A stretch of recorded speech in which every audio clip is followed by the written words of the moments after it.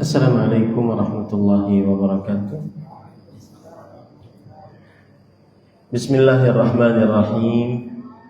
Innal hamdalillah nahmaduhu wa nasta'inuhu wa nastaghfiruh wa na'udzu billahi min shururi anfusina wa sayyiati a'malina. Man yahdihillahu fala mudilla lahu wa man yudlil fala hadiya lahu.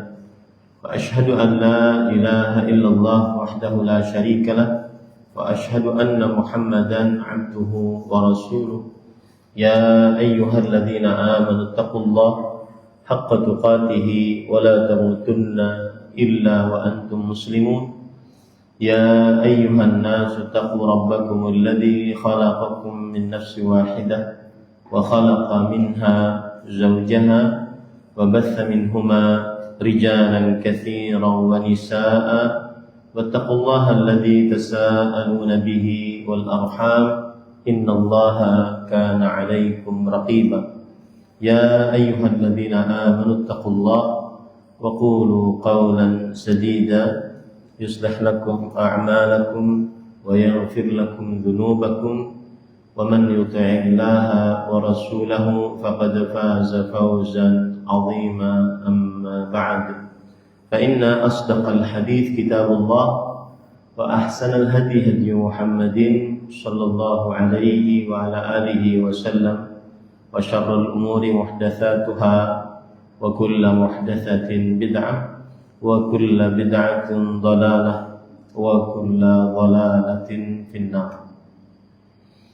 Alhamdulillah, kita bersyukur pada Allah Subhanahu wa ta'ala pada hari ini, hari Ahad pagi 25 Jumadil Ula 1447 Hijriah, bertepatan dengan 16 November 2025. Kita kembali dimudahkan oleh Allah Subhanahu wa ta'ala untuk duduk bersama di Masjid Puri Cinere dalam sebuah kajian membaca kitab Nubzatun fil Aqidah yang ditulis oleh Fadilat Syekh Muhammad bin Saleh Al-Utsaimin rahimahullah, yaitu belajar rukun iman secara mendasar. Salawat dan salam semoga selalu Allah berikan kepada Nabi kita Muhammad sallallahu alaihi wa ala alihi wasallam, pada keluarga beliau, para sahabat serta orang-orang yang mengikuti beliau sampai hari kiamat kelak. Dengan nama-nama Allah yang husna dan sifat-sifatnya yang ulia, kita berdoa, Allahumma inna nas'aluka ilman nafi'an wa rizqan tayyiban wa amalan mutaqabbala. Allahumma amin. Ahibati fillah, afani Allah wa iyyakum. Bapak Ibu, saudara-saudari jemaah Masjid Puri Cinere yang saya cintai karena Allah, semoga Allah Subhanahu wa ta'ala selalu memberikan afiat kepada kita di dunia dan di akhirat. Kita masih membicarakan rukun iman yang ke-6, al-imanu bil qadar. Setelah kita membicarakan bahwa apa itu pengertian dari beriman kepada takdir, kemudian kita membicarakan tentang beriman kepada takdir mengandung 4 perkara. Yang pertama, al-iman bi anna Allah Ta'ala kataba dzalika fil lauhil mahfuz. Mengimani bahwa Allah Subhanahu wa ta'ala menulis ketetapan-ketetapan makhluk seluruhnya di dalam kitab Al-Lauh Al-Mahfuz.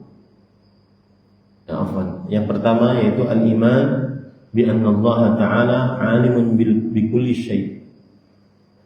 Allah Subhanahu wa ta'ala Maha mengetahui segala sesuatu, azalan wa abadan.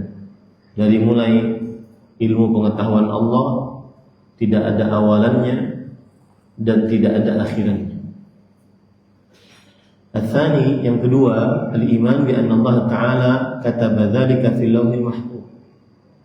Allah Subhanahu wa taala menulis ilmu tersebut di dalam kitab Al-Lauhul Mahfuz.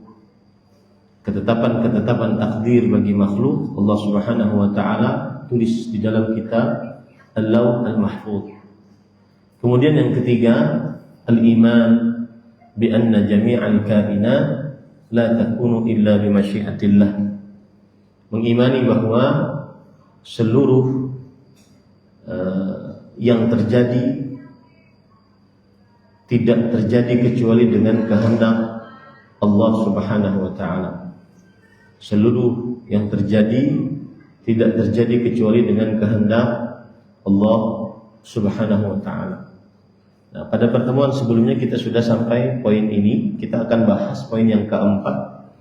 Penulis berkata, Ar-rabi'u al-imanu bi anna jami'al kainat makhluqatun lillahi ta'ala bizawatiha wa sifatiha wa harakatiha. Yang artinya mengimani bahwa seluruh yang ada, wujud, sifat dan geraknya diciptakan oleh Allah Subhanahu wa taala. Jadi kalau yang pertama tadi ilmu, yang kedua tadi penulisan, yang ketiga kehendak, dan yang keempat adalah penciptaan. Itulah isi beriman kepada takdir. Yang pertama ilmu, yang kedua penulisan, yang ketiga kehendak, yang keempat adalah penciptaan.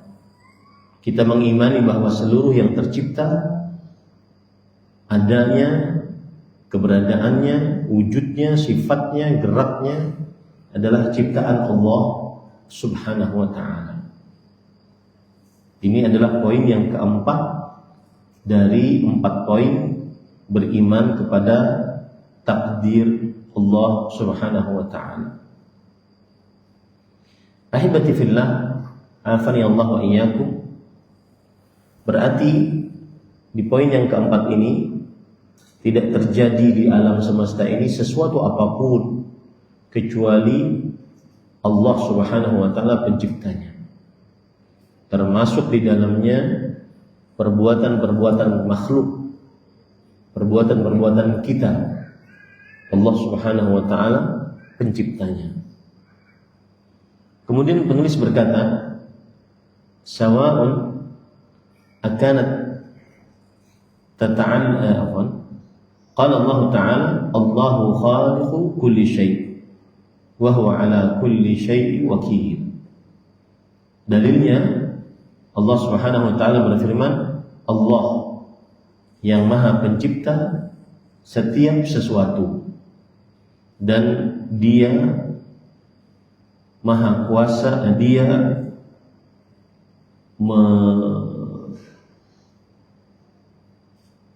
menciptakan segala sesuatu. Ala kulli syai'in wakil. Allah maha pencipta setiap sesuatu. Di sini keumuman, karena memakai kata kul, setiap. Dan dalam bahasa Arab, setiap adalah aqwa siyaghin dalla 'ala al-'umum. Kata atau lafaz yang menunjukkan kepada keumuman yang paling kuat adalah kata kullu, setiap. Kata yang menunjukkan kepada keumuman paling kuat adalah kullu. Seperti misalnya Allah berfirman, kullu nafsin dha'iqatul maut. Kullu, setiap yang bernyawa merasakan kematian. Tidak ada yang tidak mati. Yang tidak mati hanya Allah Subhanahu wa ta'ala. Makanya Allah berfirman dalam Al-Quran, wa tawakkal 'alal hayy alladzi la yamut. Bertawakkallah kepada yang maha hidup yang tidak mati, yaitu Allah Subhanahu wa ta'ala. Maka ketika Allah berfirman, Allahu khaliqu kulli syai'. Allah Maha Pencipta kulli syai'. Setiap sesuatu, setiap menunjukkan kepada keumuman. Para ulama bahasa mengatakan aqwa siyaghin dalla 'ala al-umum, yaitu lafaz kata yang menunjukkan keumuman paling kuat itu setiap. Makanya Rasulullah SAW bersabda, kullu bid'atin dhalalah. Setiap bid'ah sesat. Karena dia menunjukkan kepada setiap, tidak ada yang tersisa. Baik. Kemudian keumuman yang kedua, syai'. Kulli syai'. Syai' adalah sesuatu, dan syai' adalah a'ammul umum. Lafaz kata yang umum, yang paling umum. Saya beri contoh ya, begini.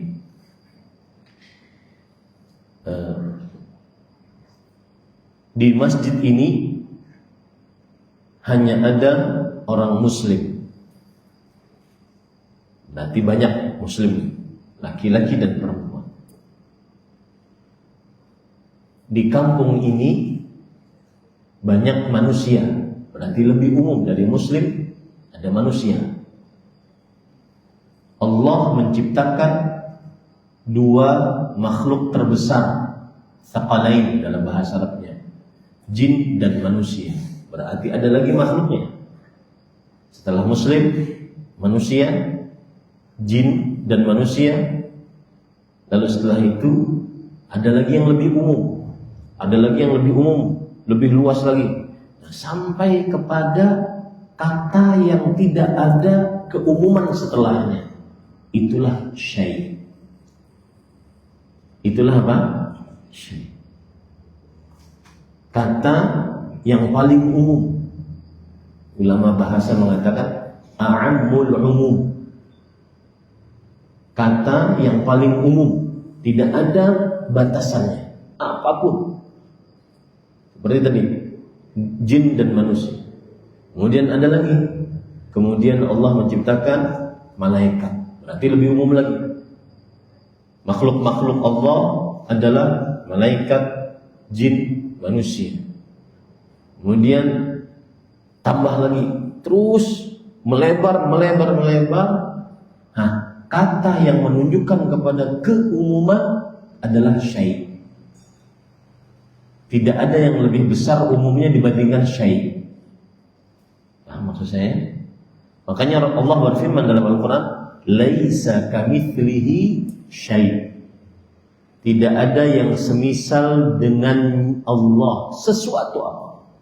Syai' dalam bahasa Indonesia sesuatu. Nah, di dalam ayat ini Allahu khaliqu kulli syai'. Allah Maha Pencipta segala syai'. Syai' apapun. Apapun Allah menciptanya. Besar, kecil, berharga, tidak berharga, apapun Allah menciptanya. Dari mulai makhluk yang paling besar, arasy-Nya Allah Subhanahu wa taala.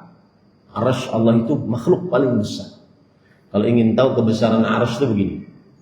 Kita ini hidup di bumi. Kemudian di bumi, di luar bumi ada planet-planet, Pluto, Mars dan seterusnya. Kumpulan planet-planet ini dalam satu galaksi yang dinamakan Milky Way, galaksi Bima Sakti. Kemudian galaksi Bima Sakti ini di langit sana miliaran jumlahnya. Miliaran jumlahnya. Kemudian di galaksi-galaksi yang banyak ini ada batasan langit dunia namanya. Langit dunia. Di atas langit dunia ada langit ke-1. Di atasnya kedua. Di atasnya ketiga, keempat, kelima, keenam, ketujuh. Langit ada 7 lapis. Setiap 7 lapis itu tebalnya langit 1 500 tahun perjalanan burung. Antara langit dunia dengan langit 1 itu 500 tahun perjalanan burung. Langit dunia ke langit 1 500 tahun. Tebalnya langit 1 500 tahun. Antara langit 1 ke langit 2 500 tahun. Tebalnya langit 2 500 tahun. Antara langit 2 ke langit 3 500 tahun. Langit 3 500 tahun. Terus sampai ke 7. Di atas langit 7 ada kursi. Kursi gambaran besarnya Rasulullah SAW menyebutkan kalau kita punya koin seperti 1 rupiahan, 10 rupiahan, kita letakkan di dalam sebuah panci besar. Nah, 7 koin itulah lapisan 7 langit. Kursinya Allah itulah panci yang besar tadi.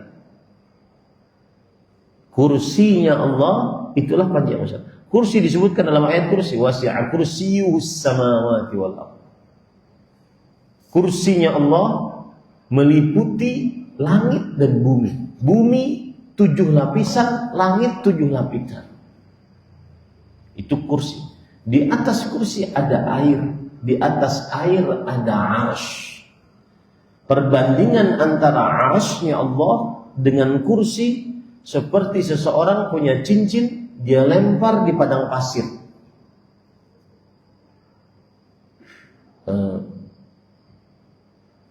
Kursi Allah cincin, padang pasir itulah arsy-nya Allah Subhanahu wa ta'ala.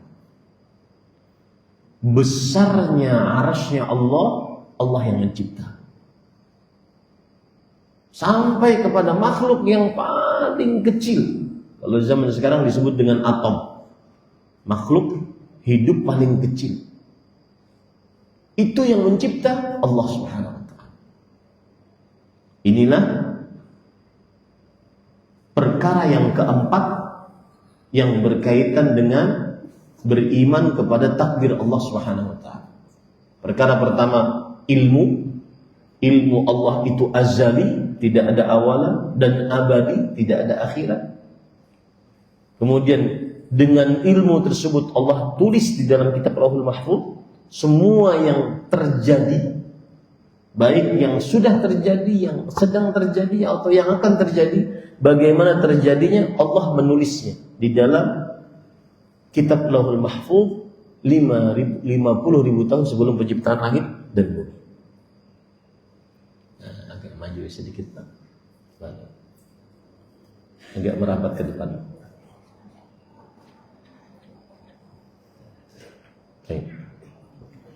Kemudian setelah penulisan, maka semua yang terjadi dan yang ada atas kehendak Allah Subhanahu wa ta'ala.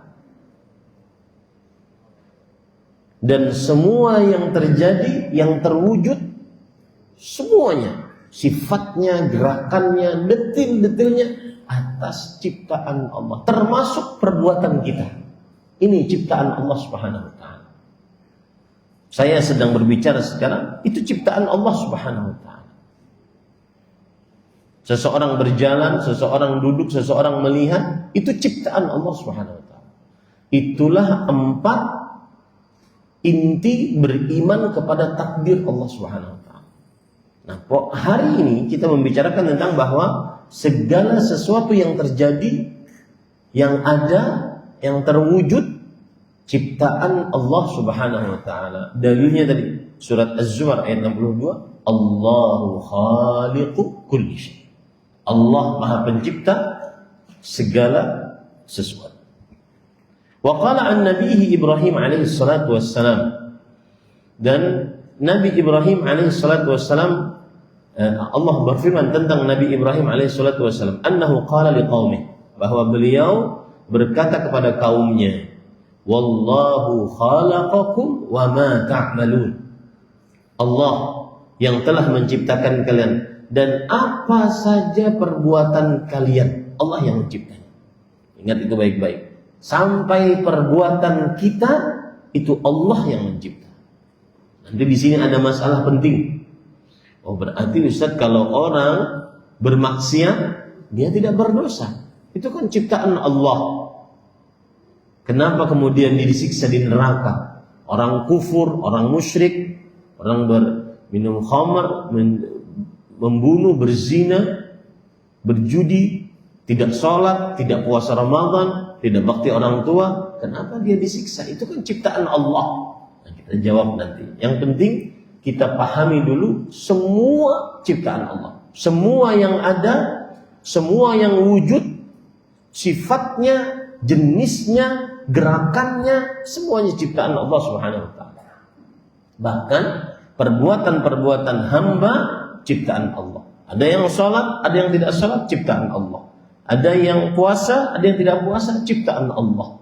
Ada yang melakukan kesyirikan, ada yang bertauhid, ciptaan Allah. Ada yang membunuh, berzina, ciptaan Allah. Tidak ada yang wujud kecuali itu adalah ciptaan Allah Subhanahu wa taala. Baik. Kemudian penulis berkata, sebelumnya saya ingin menambahkan dalil-dalil yang lain. Di antara dalil yang lain juga adalah surat Ar-Ra'd ayat 16. Qulillah khaliqu kulli syai' wa huwal wahidul qahhar.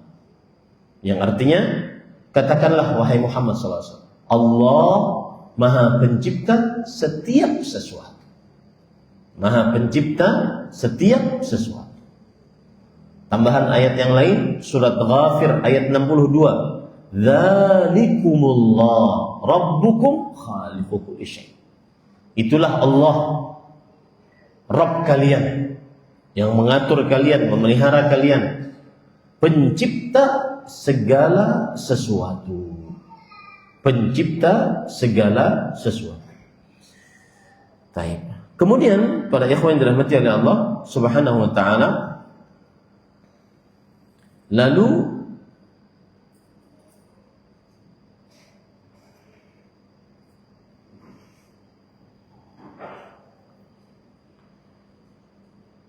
adapun dari hadis Rasul sallallahu alaihi wasallam, beliau bersabda dalam hadis riwayat Bukhari, "Innallaha yasna'u kulla sani' wa san'ataha." Ini luar biasa hadisnya. Sesungguhnya Allah membuat setiap pembuat dan hasil buatannya itu adalah buatan Allah. Misalkan masjid ini ada yang membangunnya dari manusia, maka Allah yang membuat pembangun masjid ini dan masjid ini. Paham ya? Bahwa semua yang terjadi atas ciptaan Allah Subhanahu wa taala. Nah, berarti siapapun selain Allah, apapun selain Allah, makhluk, yaitu yang dicipta. Oleh karenanya, siapapun selain Allah, apapun selain Allah, tidak pantas menjadi Tuhan yang diibadahi. Karena dia adalah makhluk. Karena dia adalah makhluk. Ini para ikhwan yang dirahmati oleh Allah Subhanahu wa ta'ala. Baik. Lihat sekarang perkataan para ulama berkaitan dengan hal ini, bahwa pencipta adalah Allah. Imam Abu Hanifah, ulama tabi'i yang bermadhab, yang akhirnya menjadi madhab Hanafi, beliau mengatakan, nuqirru bi annal 'abda ma'a a'malihi wa iqrarihi wa ma'rifati makhluqun.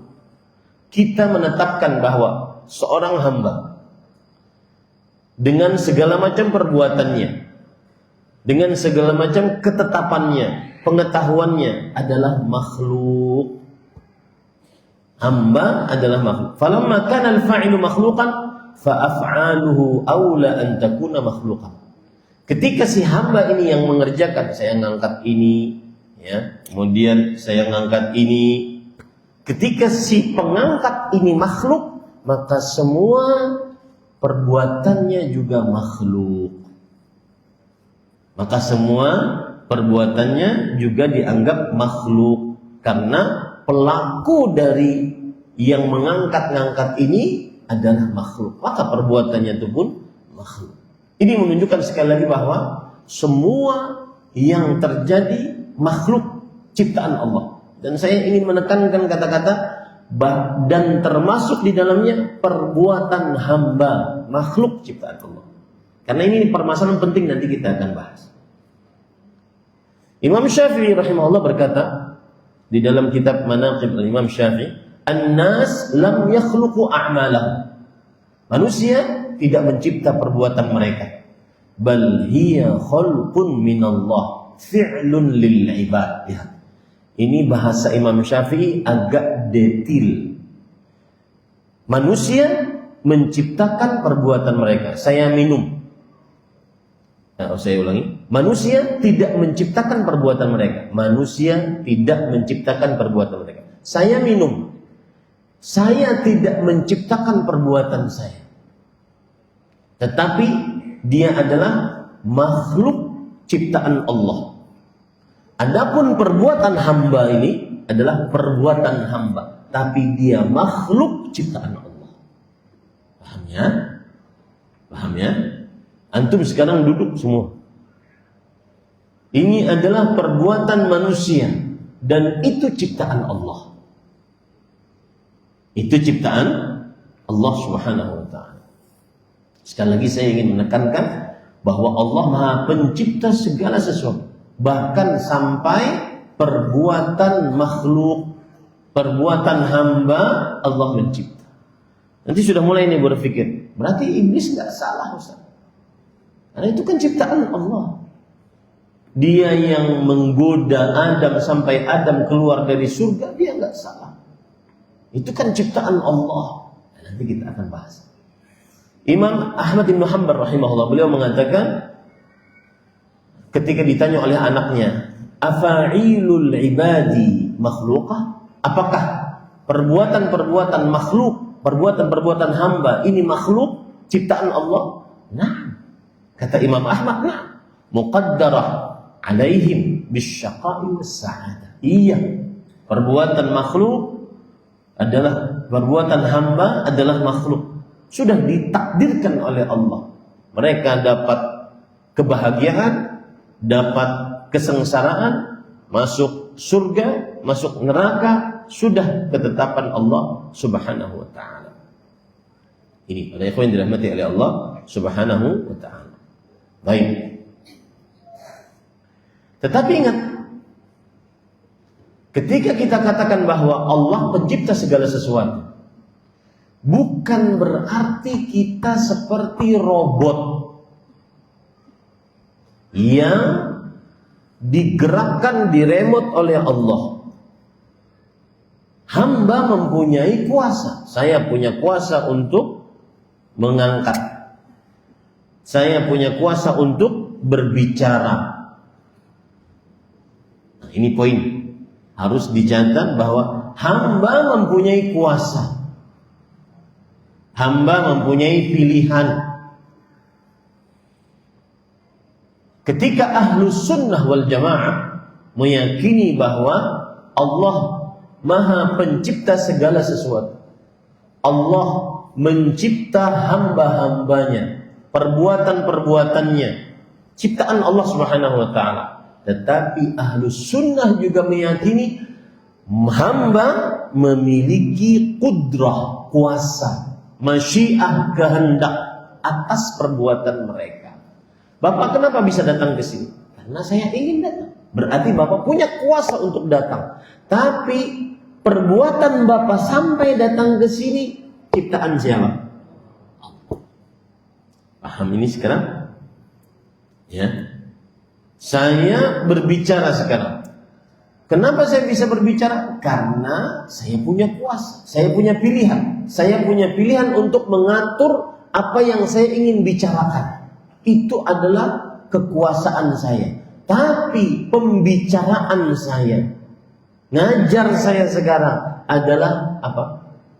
Makhluk ciptaan Allah. Pahami itu baik-baik pada ikhwan yang dirahmati oleh Allah. Apa dalilnya ini? Bahwa Allah Maha Pencipta, tapi hamba pun punya kuasa. Dalilnya adalah Allah berfirman di dalam surah Al-Muddathir ayat 37. Liman syaa minkum an yataqaddam aw yata'akhkhar. Bagi siapa yang berkehendak dari kalian untuk maju atau untuk terlambat. Untuk maju lebih dulu masuk surga atau terlambat masuk. Siapa yang berkehendak dari kalian. Ini menunjukkan bahwa hamba memiliki kehendak, kuasa. Ya, hamba memiliki kehendak atau kuasa. Nah, dari sini sebenarnya kita sudah dapat jawaban. Oh, ternyata Allah tidak menzalimi hambanya kalau Allah memasukkan yang bermaksiat ke dalam neraka. Kenapa? Kenapa Pak? Karena itu kehendak manusianya. Kenapa orang berlakukan kesyirikan dimasukkan ke dalam neraka? Karena dia milih kesyirikan. Ada tauhid, kenapa dia milih syirik? Kenapa orang yang tidak sholat disiksa oleh Allah dalam neraka? Bahkan sebelum neraka dia disiksa, di alam kubur sudah disiksa. Itu dibiarkan dia berdiri, kemudian ada orang yang memegang bongkah batu besar, kemudian dilemparkan ke kepalanya pecah, kemudian batunya menggelinding ke sana kemari, lalu yang melempar tadi mengambil batu, lalu kepalanya dikembalikan seperti sedia kala, dilempar lagi terus sampai dibangkitkan hari kiamat. Itu yang meninggalkan sholat dengan sengaja. Siksanya. Kenapa dia disiksa? Karena hamba punya kuasa. Paham sekarang? Ya. Tapi kalau ditanya, itu hamba yang tidak sholat, siapa yang mencipta?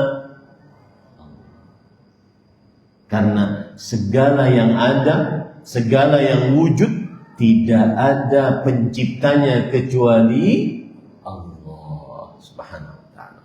Apa dalil yang lain?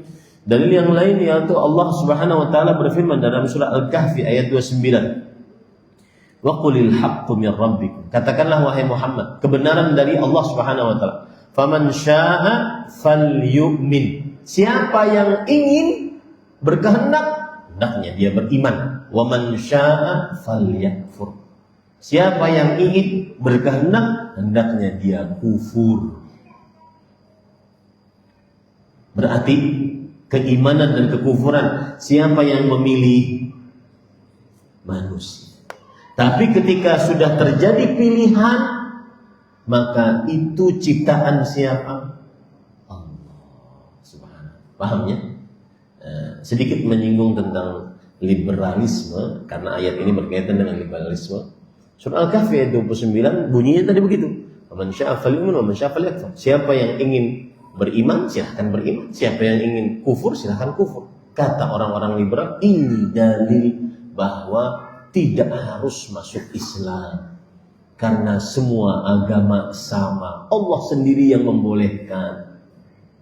Padahal maksud ayat itu bukan seperti itu.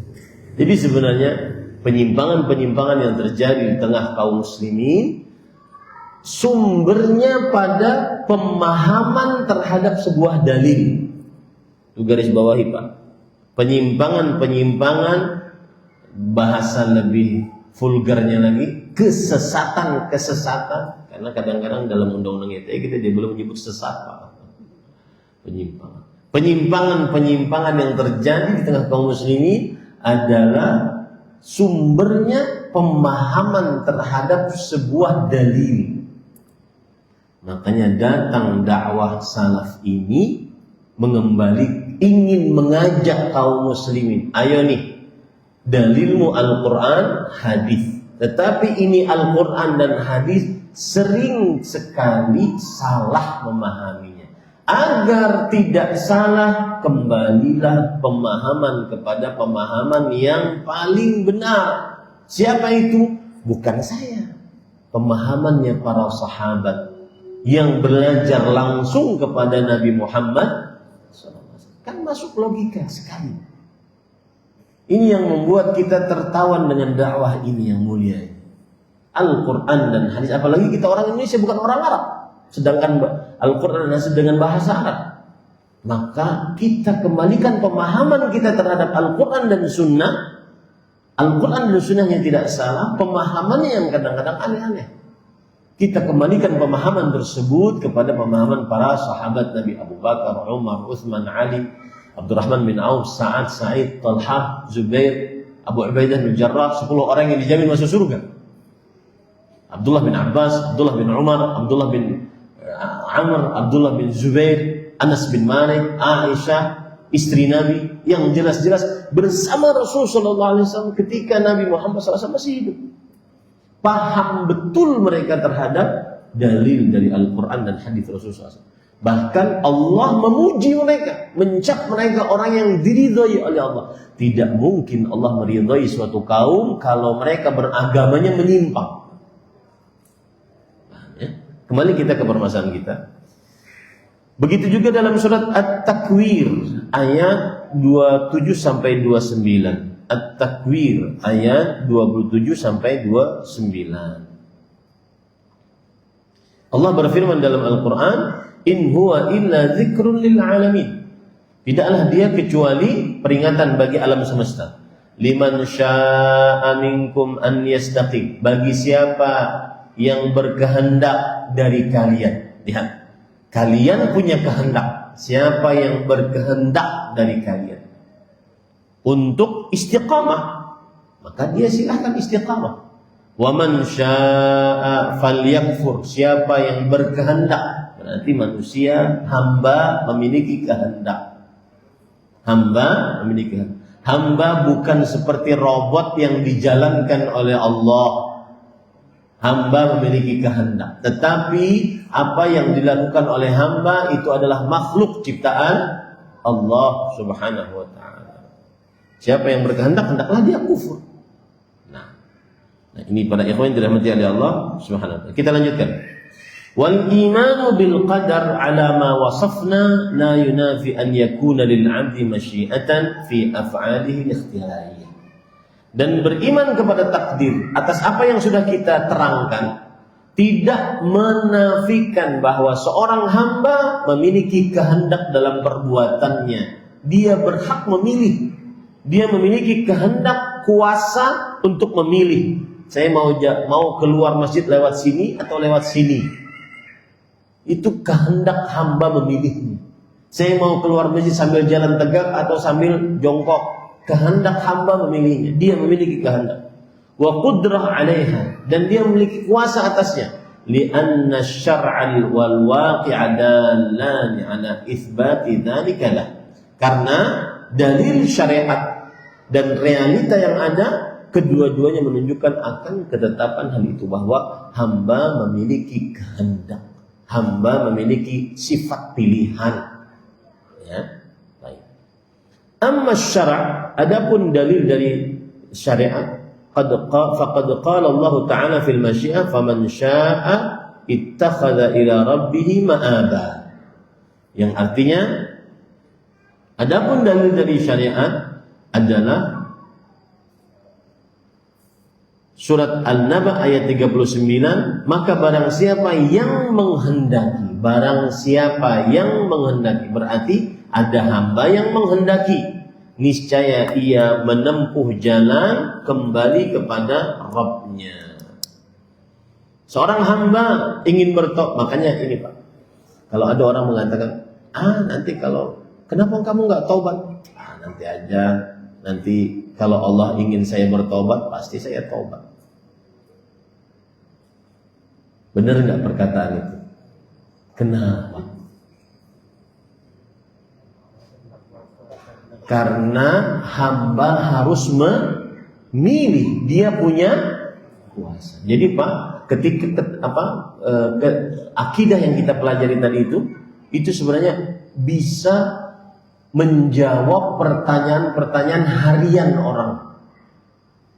Saya beri contoh, ya akhi, wahai saudaraku, kenapa engkau nggak baca Quran? Nggak bisa, Ustaz. Belajar. Sepertinya memang takdirnya, Ustaz, nggak bisa. Kenapa? Kok bisa menyimpulkan begitu? Gini ceritanya, Ustaz. Saya 9 guru ngaji saya semuanya nyerah.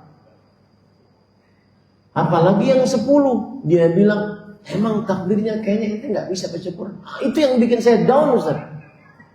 Akhirnya saya nggak belajar lagi baca Quran. Maka kita katakan enggak. Seorang hamba memiliki kuasa untuk belajar dan terus belajar sehingga bisa. Jangan bersandar kepada takdir Allah dalam perihal kekurangan seorang hamba dalam ibadah. Contoh, kenapa nggak sholat? Emang takdirnya ngapain sholat? Kalau sudah takdirnya sholat, saya akan sholat. Nah, kita katakan, bukankah engkau punya pilihan? Pilihan untuk sholat? Ada nggak kehendakmu sholat? Ada, tapi kan belum takdirnya. Ya sudah pilih. Pilih sholat, itulah takdirmu. Nah, itulah yang dimaksud oleh Rasulullah SAW ketika ditanya oleh para sahabat, wahai Rasulullah, bukankah sudah tercatat semuanya? Penanya sudah diangkat, lembaran lauhul mahfudnya sudah kering, lalu untuk apa kita beribadah? Sudah ada ketetapannya masing-masing. Si fulan surga, si fulan neraka, si fulan gak sholat, si fulan kufur, si fulan beriman, si fulan syirik, si fulan beriman, tauhid. Kan sudah ada tulisannya masing-masing, wahai Rasulullah. Apa kata Rasul? Beramallah. Sesungguhnya semuanya sudah ditakdirkan oleh Allah. Kenapa disuruh beramal? Karena seorang hamba memiliki apa? Apa tadi?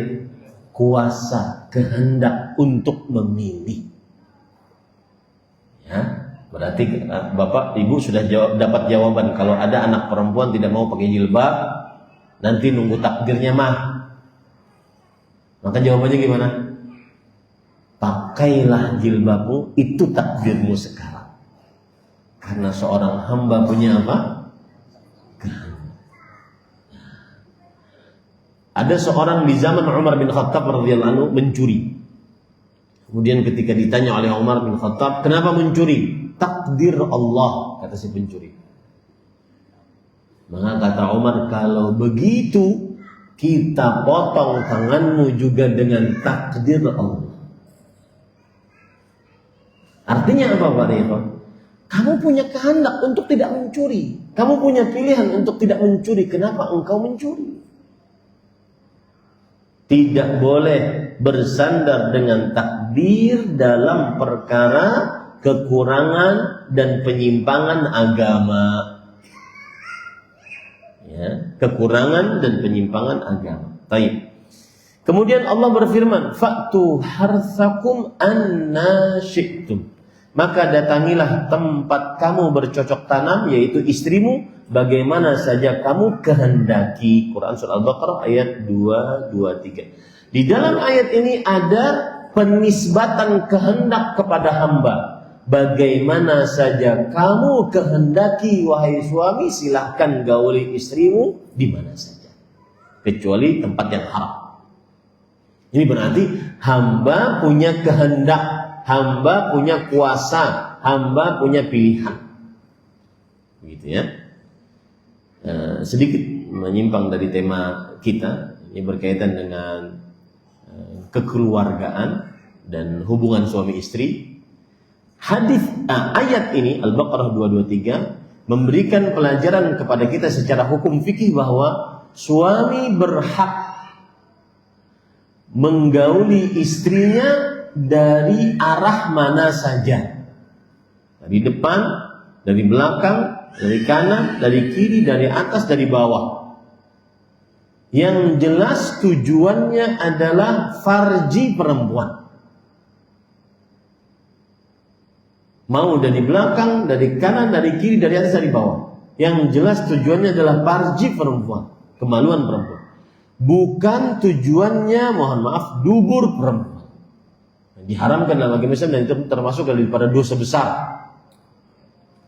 Dosa besar. Kemudian berkaitan juga dengan hubungan suami istri, terjadi ikhtilaf di antara para ulama tentang berhubungan melalui oral seks, memasukkan kemaluan ke dalam mulut pasangan. Maka terjadi khilaf di antara para ulama. Berdasarkan ayat ini sebagian ulama mengatakan tidak mengapa. Dan berdasarkan ayat ini juga sebagian ulama mengatakan tidak boleh. Kenapa? Karena yang membolehkan mengatakan kan sekehendak kita. Yang penting bukan di dubur. Ya, sekehendak kita. Itu sudut pandang yang membolehkan. Sudut pandang yang tidak membolehkan adalah ayatnya berbunyi harsakum, yaitu tempat kamu bercocok tanam. Sedangkan mulut bukan tempat cocok tanam. Ya, wah ini udah traveling semua. Sedangkan mulut bukan tempat cocok tanam. Nah, itu khilaf di antara para ulama dan dalil-dalilnya tadi yang sudah saya sebutkan. Sedikit lagi yang ketiga tentang hubungan suami istri, jangan pernah remehkan hubungan suami istri, baik si istri meremehkannya atau si suami meremehkan. Kenapa demikian? Karena salah satu maksud dari menikah secara syar'i, maksud syariat dari menikah adalah merasakan kelezatan hubungan badan dan melampiaskan syahwat melalui hubungan badan. Makanya di dalam agama Islam tercela seorang istri yang menolak ajakan suaminya. Ketercelaan ini sebenarnya juga berlaku pada suami yang tidak menggauli istrinya. Tetapi kenapa redaksi syariat banyak kepada istri? Karena sang istri yang diajak secara umum seperti itu. Sang istri yang diajak oleh suaminya. Maka ketika sang istri diajak oleh suaminya, tidak boleh istri menolak ajakan tersebut. Walaupun sedang sibuk.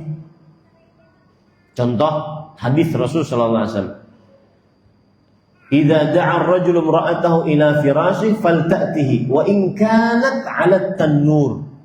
Jika seorang suami mengajak istrinya untuk ke ranjangnya, datangilah. Meskipun sedang memanggang roti. Memanggang roti tidak bisa ditinggal. Karena kalau ditinggal akan gosong. Kalau gosong mubadzir. Mubadzir dosa, temannya syaitan. Tetapi khusus untuk urusan diajak oleh suami ke atas ranjang, biarkan itu gosong. Para ulama menjelaskan talful mal ashalu min wuqu'iz zawj fi zina. Harta yang gosong, harta yang rusak lebih ringan dibandingkan terperosoknya suami ke dalam perbuatan zina. Ini para ikhwan dirahmati. Dan saya menyimpang sedikit lagi lebih jauh. Ketika banyak di media sosial berita perceraian tambah banyak, maka hati-hati. Itu adalah trik iblis untuk melegalkan zina di tengah kaum muslim. Karena kalau sudah bercerai, maka yang terjadi banyak perzinahan. Hati-hati itu para ikhwan dirahmati. Jangan mudah-mudah bercerai. Belum lagi tentang anak. Itu akan dimintai pertanggungjawaban kelak di hari kiamat. Baik. Walau bagaimanapun sang istri berusaha melayani. Meskipun dalam keadaan sulit.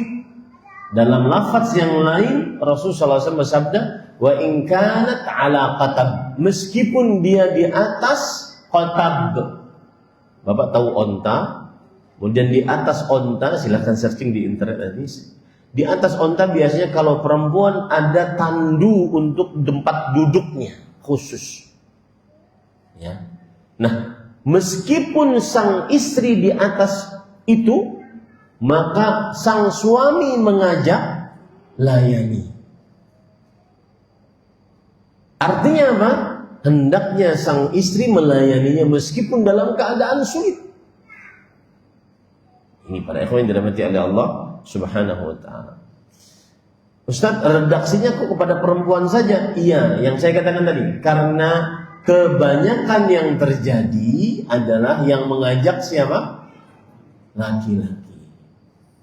Tetapi meskipun demikian, ketika sang suami tidak melaksanakan kewajibannya menggauli istrinya, maka pada saat itu dia akan mendapatkan juga dosa dari Allah Subhanahu, siksa dari Allah Subhanahu. Sebagaimana seorang perempuan yang sudah menikah tidak melayani suaminya, dan dia akan mendapatkan laknat dari Allah Subhanahu wa ta'ala. Jadi maklum ini ya, ikhwan. Nah, ada seorang istri bertanya, Ustaz, kan yang terlaknat apabila suaminya marah. Kalau suaminya tidak marah bagaimana? Jawabannya, tidak dapat laknat. Tapi hati-hati, kadang-kadang suami menyimpan amarah.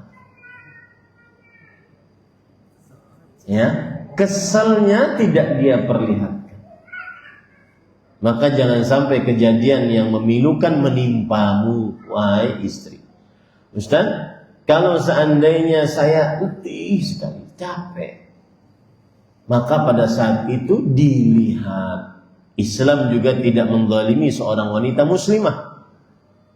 Tetapi pada dasarnya seorang wanita muslimah jika diajak suaminya untuk bergaul, maka wajib untuk menghadirinya, untuk melayaninya, selama tidak membahayakan nyawa ataupun kecacatan tubuhnya.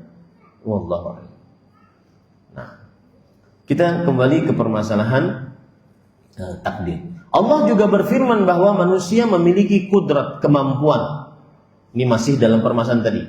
Fattaqullah mastata'tum wasma'u wa athi'u. Maka bertakwalah kamu kepada Allah menurut kesanggupanmu. Lihat, menurut kesanggupanmu. Ini menunjukkan bahwa manusia ada istita'ah. Manusia ada kemampuan, kesanggupan.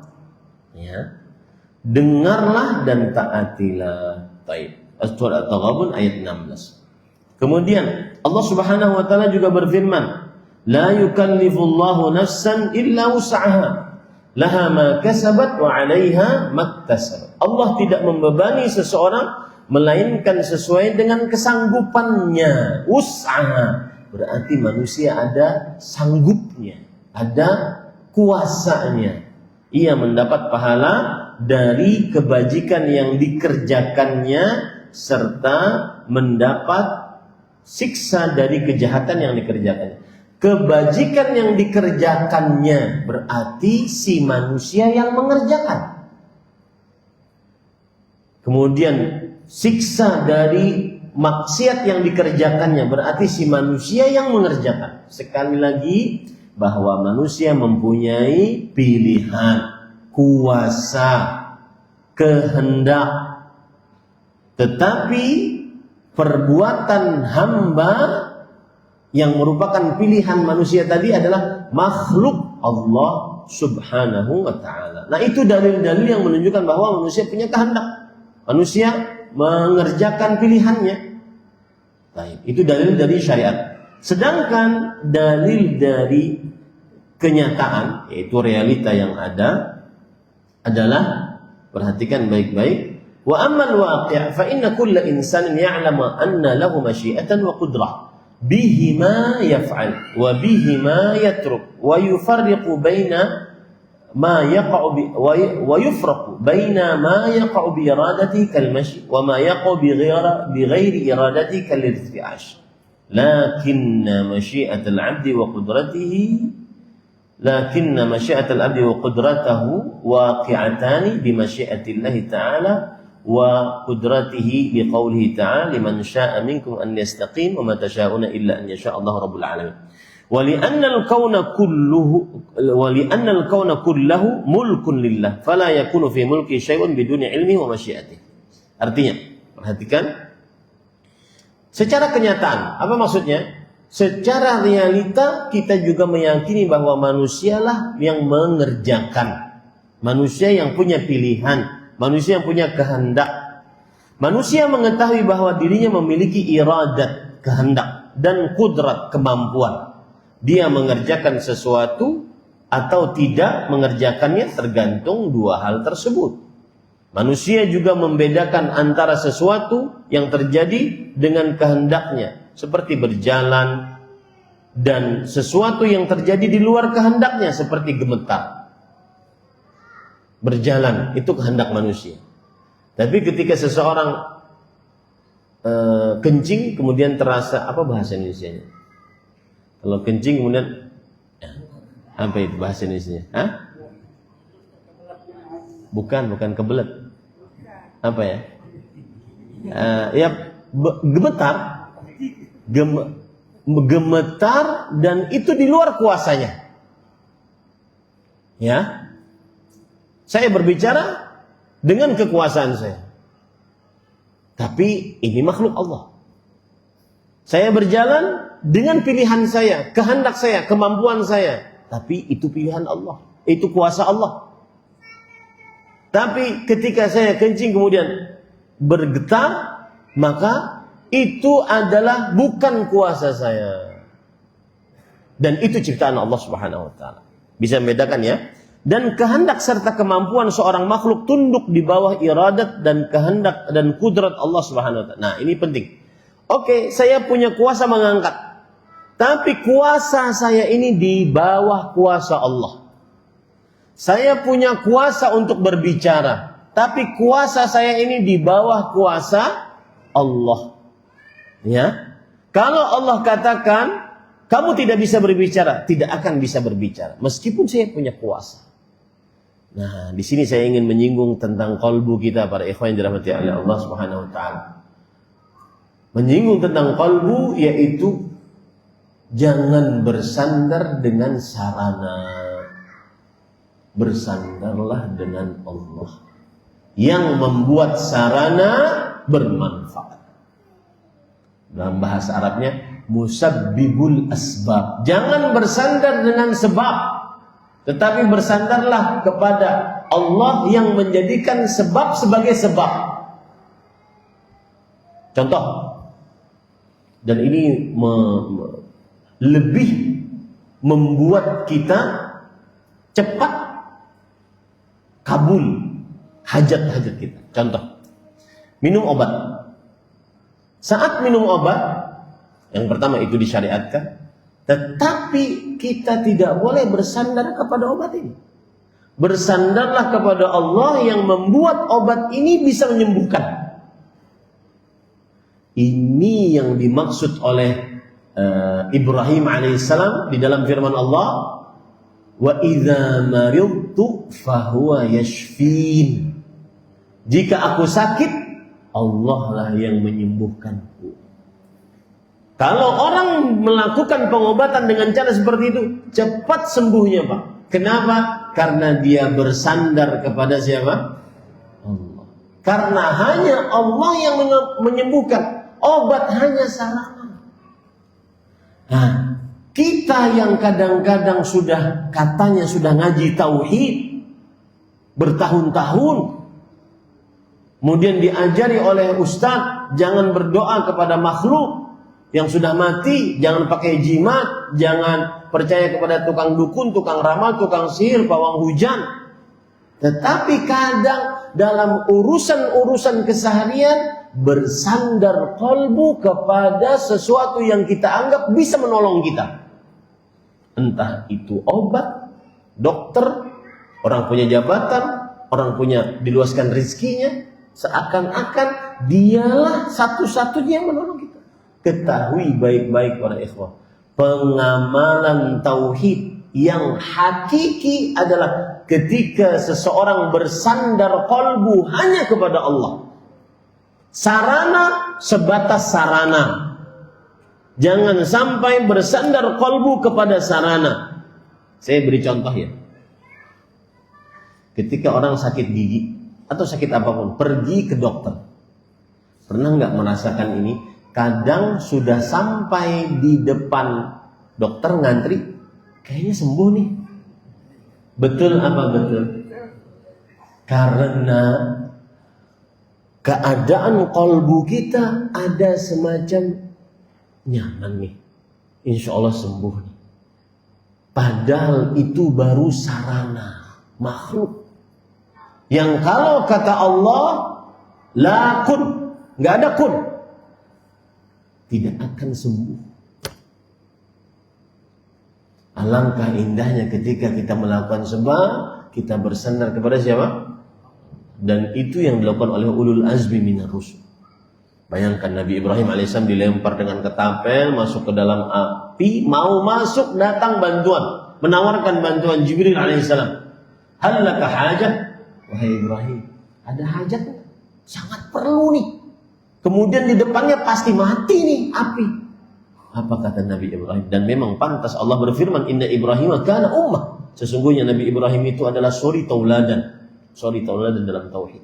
Nabi Ibrahim berkata, amma ilaika fala, amma minallah fabala. Adapun aku minta kepada engkau, enggak. Kamu makhluk. Tapi aku minta dari Allah, iya. Turunlah ayat, ya naru kuni bardan wa salaman ala Ibrahim. Wahai api, jadilah bardan, dingin. Tapi kalau dingin saja mati, masuk freezer atau mati. Wasalaman, dan keselamatan atas Nabi Ibrahim. Orang Pak kalau sudah merasapi ini dalam hidupnya aman, tentang banyak masalah, dia masih bisa bernafas dengan dalam, bisa masih tidur dengan nyenyak, karena ada Allah yang mengatur hidupnya. Nah, kemudian para ikhwan yang dirahmati oleh Allah Subhanahu wa taala, seperti dalam sebuah firman-Nya, liman syaa minkum an yastaqim wa ma tasyauna illa an yasha Allah rabbul alamin. Penulis berkata, karena alam semesta ini seluruhnya milik Allah, maka tidak ada barang sedikit pun yang menjadi miliknya terjadi di luar ilmu pengetahuan serta di luar kehendak Allah Subhanahu wa taala. Ini poin penting ya, harus dipahami. Apa tadi? Segala sesuatu penciptanya siapa? Allah. Apapun siapapun. Satu. Yang kedua, termasuk di dalamnya perbuatan-perbuatan hamba. Penciptanya adalah Allah. Yang ketiga, tetapi meskipun demikian, seorang hamba tetap memiliki kehendak dan pilihan. Kehendak dan kemampuan. Dengan itulah dia bergerak. Tetapi kehendak dan kemampuan seorang hamba adalah di bawah kehendak dan kuasa Allah. Dan itu makhluk ciptaan Allah Subhanahu wa taala. Makhluk ciptaan Allah Subhanahu wa taala. Baik. Kita lanjutkan.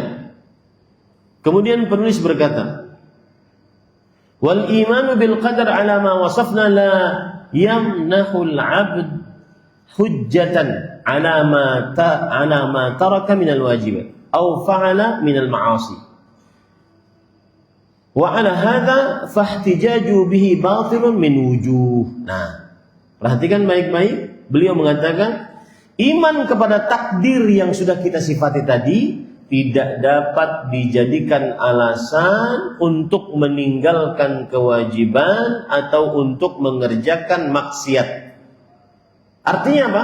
Tidak boleh orang bermaksiat kemudian bersandar dengan takdir. Si pencuri, kenapa nyuri? Takdir Allah. Yang selingkuh, kenapa selingkuh? Emang sudah takdirnya mau gimana ya? Nggak boleh dia bersandar dengan takdir dalam perihal maksiat. Maksiat itu apa? Meninggalkan yang diperintah dan melanggar yang dilarang. Tidak boleh.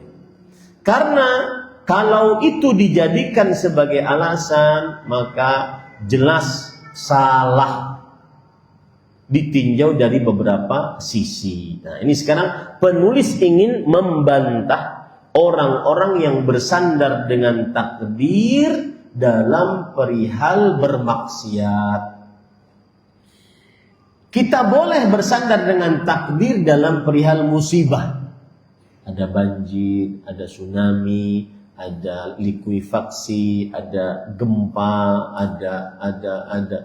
ada sakit, atau disebutkan dalam Al-Quran 5 pokok musibah. Wala nabluwannakum bisyai'in minal khauf, rasa takut, wal ju', rasa lapar, wa naqsim minal amwal, kekurangan harta, wal ju'i wal khauf wa naqsim minal amwali wal anfus, kekurangan nyawa, orang yang dicintai diwafatkan, was samarat, kekurangan makanan. 5 pokok musibah. Rasa takut, rasa lapar, kekurangan harta, kekurangan nyawa, kekurangan makanan. Boleh kita bersandar dengan takdir saat mendapatkan musibah-musibah ini. Misalkan ada orang sakit, maka dia berkata kepada temannya, qadarullah, saya sakit nih. Nah, boleh itu. Ya, boleh. Qadarullah, na'udzubillah, rumah terbakar, boleh. Bersandar dengan takdir dalam perihal musibah diperbolehkan. Adapun yang tidak boleh adalah bersandar dengan takdir dalam perihal melanggar larangan, melalaikan perintah. Apa bantahannya bagi orang yang bersandar dengan takdir dalam perihal melanggar larangan dan melalaikan perintah? Al-awwal, qauluhu ta'ala, sayaqul ladzina asyraku law syaa Allah ma asyrakna wa la aba'una wa la harramna min syai' kadzalika kadzdzaba alladzina min qablihim hatta dzaqu ba'sana qul hal 'indakum min 'ilmin fatukhrijuhu lana in tattabi'una illa adh-dhanna wa in antum illa takhrusun walau kana lahum hujjatan bil qadar ma adzaqahumullah ba'sa. Yang artinya, dalil yang pertama, tidak boleh bersandar dengan takdir dalam perihal bermaksiat, surat Al-An'am ayat 146. Orang-orang yang mensyirikkan Allah mengatakan, jika Allah menghendaki, niscaya kami dan bapak-bapak kami tidak mensyirikkan Allah, dan tidak pula kami mengharamkan barang sesuatu apapun. Demikian juga orang-orang sebelum mereka yang telah mendustakan para rasul sampai mereka merasakan siksaan kami. Ya, sampai mereka merasakan siksaan, hatta dzaqu ba'sana. Artinya gini para ikhwan, ayat ini adalah menjelaskan alasan orang-orang musyrik. Hei kalian, kenapa kalian mensyirikkan Allah? Maka mereka mengatakan, kalau Allah menghendaki kami tidak akan musyrik. Ini kan kehendak Allah. Berarti mereka bersandar dengan takdir dalam perihal apa? Dalam perihal melakukan kesyirikan. Ya, dalam perihal melakukan kesyirikan. Tetapi bantahannya bagaimana? Dalam ayat ini, hatta dzaqu ba'sana. Kami rasakan siksa kami. Kalau seandainya boleh bersandar dengan takdir dalam perihal melakukan kesyirikan, tidak mungkin Allah apa? Menyiksa. Tidak mungkin Allah apa? Menyiksa. Ini para ikhwan. Begitu cara memahami ayat ini, bahwa tidak boleh bersandar dengan takdir dalam perihal bermaksiat. Yang kedua, Allah berfirman, surah An-Nisa ayat 165. Rusulan mubasysyirin wa mundzirin li'alla yakuna lin-nasi 'ala Allahi hujjah ba'da ar-rusul wa kana Allahu 'azizan hakima. Mereka yang kami utus sebagai para rasul, tugasnya memberi kabar gembira dan memberi peringatan agar tidak ada alasan bagi manusia membantah Allah sesudahnya diutusnya para rasul. dan Allah Maha Perkasa lagi Maha Bijaksana. Apa pendalilan dari ayat ini? Walau kana al-qadaru hujjatan lil mukhalifin lam tantafi bi irsalir rusul li'anna al-mukhalafata ba'da irsalihim waqi'atun bi qadarillah. Artinya, andaikan takdir dapat dijadikan alasan untuk orang-orang yang berbuat dosa, niscaya Allah Subhanahu wa taala tidak menafikan alasan tersebut dengan diutusnya para rasul, karena terjadinya perbuatan dosa setelah diutusnya para rasul juga terjadi sesuai dengan takdir Allah Subhanahu wa taala. Apa maksud dari perkataannya? Gini, Pak. Ada orang enggak sholat, kemudian dia mengatakan, "Kenapa kamu enggak sholat, Nak?" Dia mengatakan, "Sudah takdirnya, Pak." Maka kita katakan, bukankah Allah sudah mengutus para rasul untuk mengajari kamu agar sholat? Ketika kamu tidak sholat, maka berarti Allah sudah punya alasan untuk menyiksamu. Kenapa? Karena sudah ada pemberi peringatan. Paham itu ya? Jadi tugasnya para rasul adalah menghilangkan alasan manusia untuk mengelak di hari kiamat. Oh, saya nggak tahu. Saya nggak tahu katanya. Hah? Bisa begitu? Nggak bisa. Kenapa? Sudah ada rasul yang diutus. Sudah ada rasul yang diutus. Tambahannya, sudah ada Al-Quran yang diturunkan.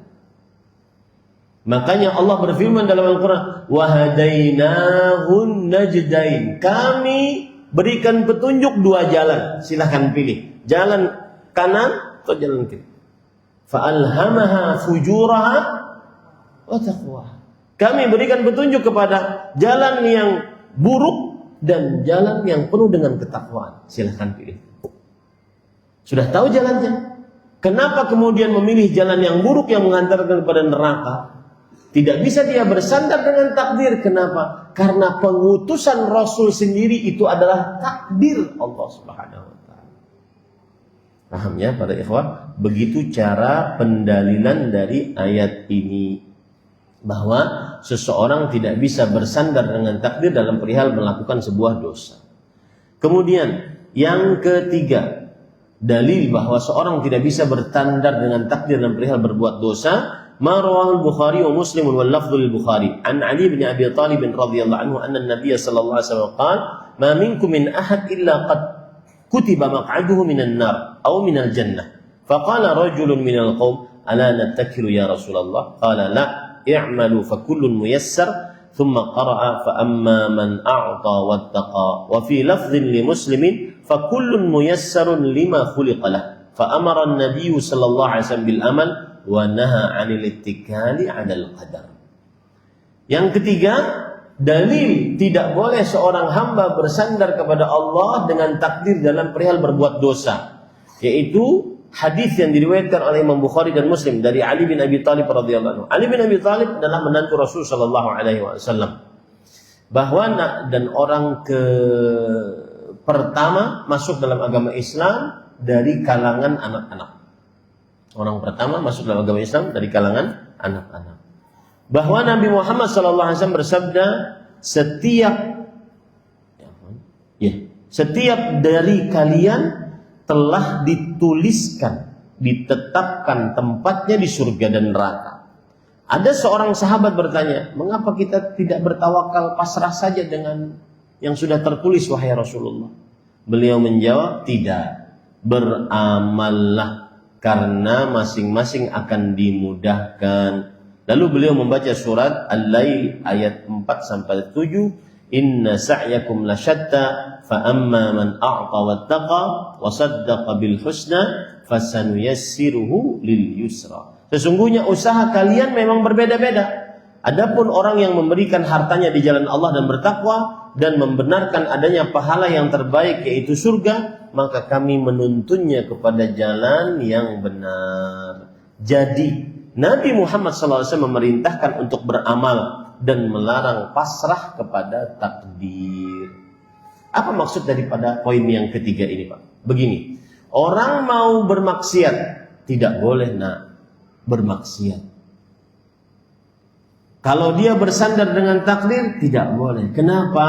Karena Rasul Shallallahu Alaihi Wasallam bersabda kita diperintahkan untuk beramal.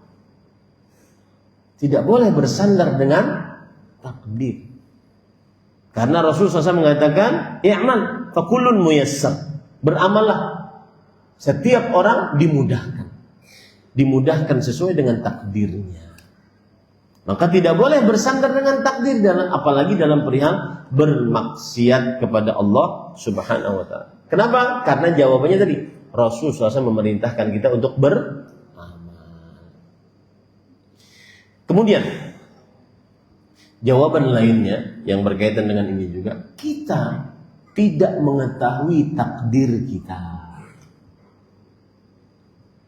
Kita tidak mengetahui takdir kita. Makanya kalau ada orang yang nggak mau sholat, perempuan tidak mau pakai jilbab, nggak mau puasa, ya, kemudian dia bersandar, ya sudah nanti aja kalau Allah takdirkan. Kalau Allah kasih petunjuk, hatinya belum siap, ungkapannya macam-macam itu. Ya. Maka jawabannya adalah, dari mana kamu tahu?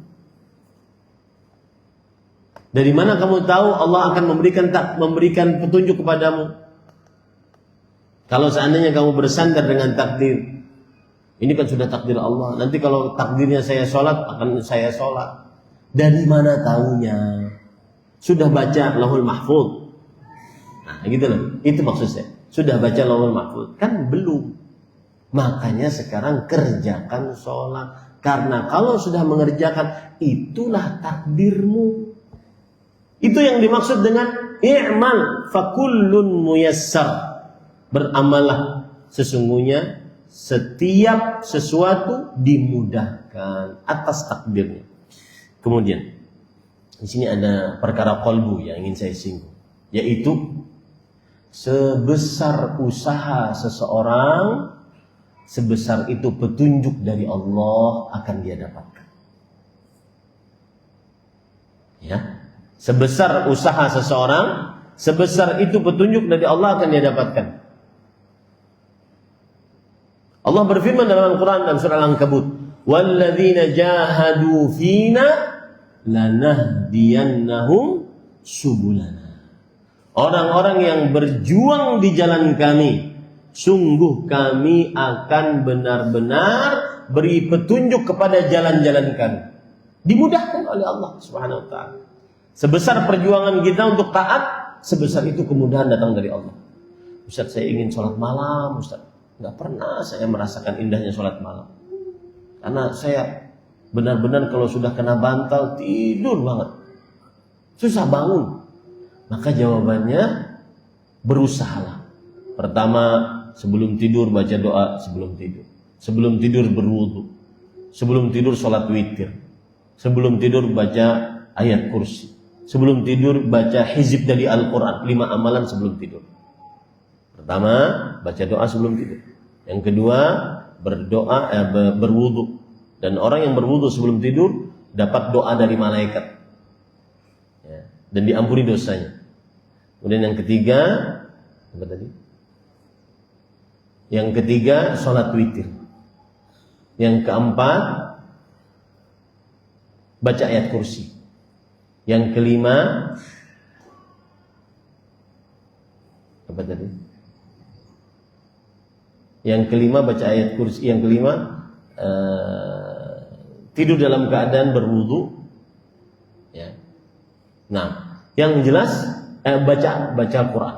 Baca Quran yang merupakan kebiasaan dia. Entah itu setengah halaman, entah itu 1 halaman, entah itu 1 ayat. Nun, masa nggak bisa? Yasin, 1 ayat kan? Kaf ha ya ain shad, masa nggak bisa? Sedangkan orang ada yang tidur dengan scroll sampai tidur. Dan itu benar-benar menghilangkan fokus. Banyak hubungan suami istri tidak harmonis gara-gara HP. Betul apa betul? Maka hati-hati para ikhwan. Ini salah satu bisikan syaitan yang mengganggu manusia di zaman sekarang. Nah, para ikhwan yang dirahmati oleh Allah Subhanahu wa taala, dia kemudian usaha itu. Usaha tidur kemudian cepat tidurnya. Sebesar usaha dia, sebesar itu pula Allah memberikan petunjuk untuk mudah dia sholat malam. Seperti itu. Maka seorang muslim tidak akan pernah dia putus asa. Terus berusaha memperbaiki keikhlasan niat, terus berusaha beribadah sesuai dengan sunnah Rasul, terus berusaha agar bisa mengerjakan ibadah yang diinginkan. Jadi di dalam ayat ini atau di dalam hadis tadi Rasul SAW memerintahkan kita melarang pasrah dengan takdir, tetapi diperintahkan untuk beramal. Baik. Dalil yang keempat. Ini dalil yang keempat untuk apa, Pak? Untuk membantah apa, Pak? Sengaja saya tanya agar tidak kemana-mana pikiran. Untuk membantah apa? Bahwa tidak boleh bersandar kepada takdir, ya, dalam perihal bermaksiat. Baik. Nah, Ar-Rabi' anna Allah tabaraka wa ta'ala amara al-ibada wa naha wa lam yukallifhu illa ma yastati'. Qala Allah ta'ala fattaqullaha mastata'tum. Wa qala ta'ala la yukallifu Allah nafsan illa wus'aha. Walau kana al-'abdu mujbaran 'ala al-fi'l la kana mukallafan bima la yastati'u al-khalas minha. Hadha batilun. Walidzalika idza waqa'at minhu al-ma'siyah bi jahl atau nisyan atau ikrah fala itsma alaih li'annahu ma'dzur, yang artinya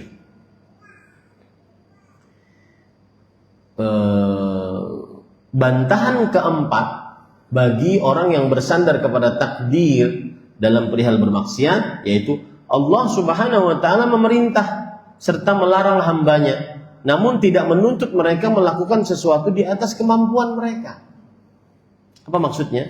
Sebagaimana firman Allah surah At-Taghabun ayat 16, maka bertakwalah kamu kepada Allah menurut kesanggupanmu. Begitu juga surah Al-Baqarah ayat 286. Allah tidak membebani seseorang melainkan sesuai dengan kesanggupannya. Kalau benar anggapan bahwa manusia tidak memiliki kekuasaan dan kehendak, ia terpaksa untuk berbuat sesuatu, artinya ia disuruh mengerjakan sesuatu di luar kesanggupannya, ini tentu bertentangan dengan ayat di atas. Oleh karena itu, bila maksiat dilakukan karena kebodohan atau karena lupa atau karena dipaksa, maka pelakunya tidak berdosa, mereka dimaafkan oleh Allah Subhanahu wa taala. Apa maksud dari poin ini? Ingat Pak, pembahasan kita, bolehkah bersandar dengan takdir dalam perihal melakukan apa? Maksiat. Salah satu bantahannya nomor 4 ini. Bagaimana cara memahami bantahan ini? Bantahannya begini. Allah tidak membebani hamba kecuali sesuai dengan kemampuannya. Begitu ya. Allah tidak membebani seorang hamba kecuali sesuai dengan kemampuannya. Itu poin. Nah, apabila dikatakan bahwa hamba ini bermaksiat karena paksaan dari Allah, hamba ini bermaksiat bersandar dengan takdir Allah, saya enggak sholat karena memang sudah takdir Allah, berarti Allah memaksa dia untuk tidak sholat. Allah memaksa dia untuk tidak sholat. Ini berarti berbeda dengan ayat. Yang mana ayatnya berbunyi apa? Allah tidak membebani seorang hamba kecuali sesuai dengan kemampuannya. Bertakwalah kepada Allah sesuai dengan kesanggupanmu. Yang bermaksiat lalu dia mengatakan, maksiat saya ini karena takdir Allah, ini berarti menuduh Allah untuk memaksa hambanya melakukan maksiat, sesuatu yang tidak disanggupinya. Paham ya? Begitu cara memahami dalil yang keempat ini. Saya ulangi karena masih blank saya lihat wajah-wajahnya. Perhatikan. Masalah kita apa? Masalah kita adalah bagaimana cara menyanggah, membantah orang yang bersandar kepada takdir dalam perihal bermaksiat. Permasalahannya sudah dapat ya. Contohnya nggak sholat, dia katakan ini sudah takdir Allah. Kemudian tidak pakai jilbab, dia katakan nanti kalau sudah Allah berikan petunjuk. Ini sama saja bersandar dengan apa? Takdir. Minum khamar, nanti deh. Kalau sudah Allah kasih petunjuk saya tinggalkan. Ini bersandar dengan takdir. Baik. Bagaimana cara membantah berfikir ini? Ya. Jawabannya yang keempat adalah Allah tidak membebani manusia kecuali sesuai dengan kemampuannya. Sampai sini paham? Allah tidak membebani manusia kecuali dengan kemampuannya. Baik. Kalau Allah tidak membebani manusia kecuali sesuai dengan kemampuannya, maka apabila Anda mengatakan orang yang bermaksiat itu adalah sesuai, dia bersandar dengan takdir Allah, berarti Allah memaksa hamba tersebut untuk sesuatu yang tidak disanggupinya. Begitu cara membantah. Berarti Allah memaksa hamba tersebut untuk sesuatu yang tidak disanggupinya. Hamba tersebut tidak mau bermaksiat, tapi dipaksa oleh Allah. Nah, itulah sama dengan orang yang mengatakan saya tidak sholat karena takdir Allah. Saya dipaksa oleh Allah untuk tidak sholat. Dan ini bertentangan dengan dalil fattaqullaha mastata'tum. Bertakwalah kepada Allah sesuai dengan kemampuan kalian. Ayatnya memerintahkan bertakwa, tetapi sesuai dengan kemampuan. Kalau Allah memaksa hamba tersebut untuk bermaksiat, berarti Allah memaksa hamba tersebut untuk melakukan yang di luar kemampuannya. Paham ini para ikhwah? Paham dikit-dikit lah. Ya, nah, paham insyaallah. Baik. Nah, sudah 1 jam kita berbicara atau 1,5 jam ya. Silahkan jika ada yang ingin ditanyakan, kita berhenti dulu pada poin yang keempat. Masih ada 2 poin cara membantah orang-orang yang bersandar dengan takdir, bagaimana caranya. Nah, dari bapak-bapak ada pertanyaan? Langsung boleh.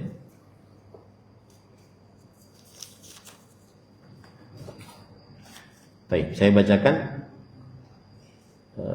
Mohon penjelasannya. Nah, kok nah langsung? Nah, kalau istrinya yang minta dan suaminya sering menolak, mungkin ibu ini ada pemikiran langsung tulis nah.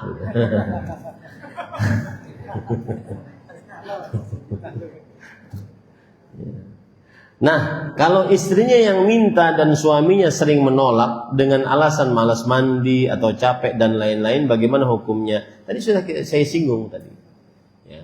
Bahwa sang suami berdosa dan diancam siksa. Cuma memang tidak ada secara eksplisit seperti perempuan. Kalau perempuan kan tadi la'anat hal malaikah, Allah para malaikat melaknat si perempuan tersebut, si istri tersebut sampai pagi. Bahkan di dalam hadis yang lain, illa kana alladhi fis sama sakhitan 'alaihi hatta yusbih. Melainkan Allah yang di langit akan murka kepadanya hatta yarda anha, sampai suami ridha.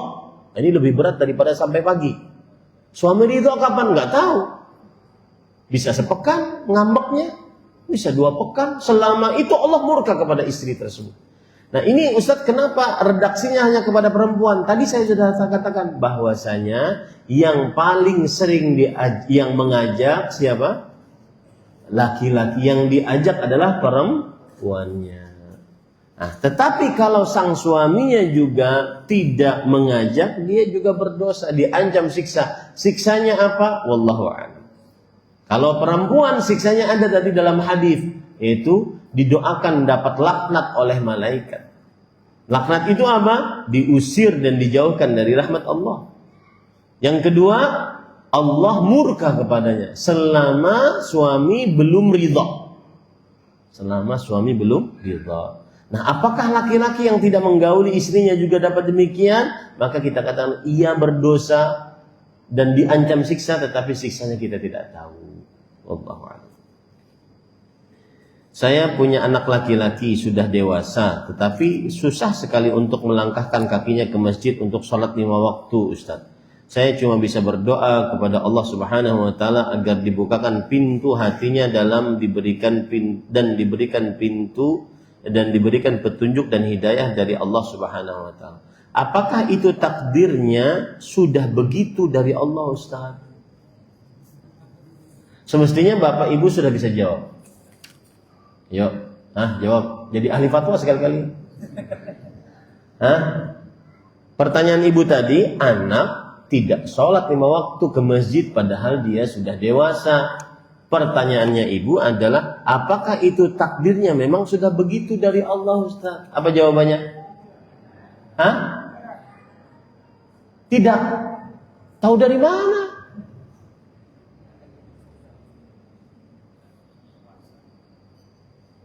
Bapak tadi jawab tidak.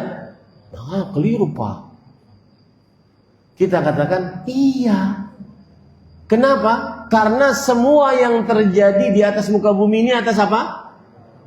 Kehendak dan ciptaan Allah. Kan baru belajar kita tadi. Oh, Bapak mungkin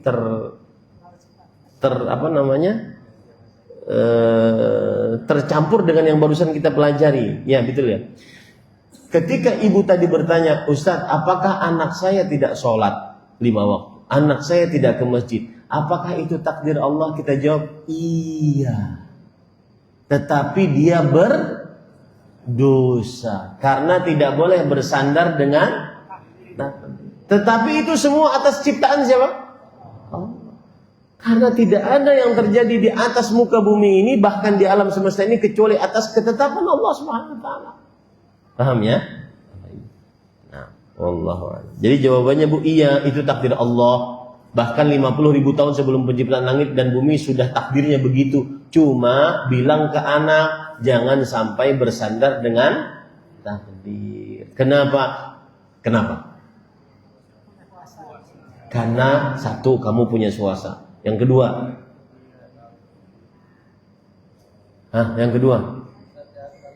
sudah ada Rasul yang diutus. Yang ketiga, sudah ada kitab suci yang diturunkan, memerintahkan untuk sholat. Kalau kamu tidak sholat tetap disiksa, tidak bisa bersandar dengan takdir, karena sudah ada jalan yang baik dan jalan yang buruk. Kamu memilih jalan yang buruk, itu pilihanmu. Wah, pantas Allah Subhanahu wa taala untuk menghukummu kelak, kecuali kalau Allah mengampuninya.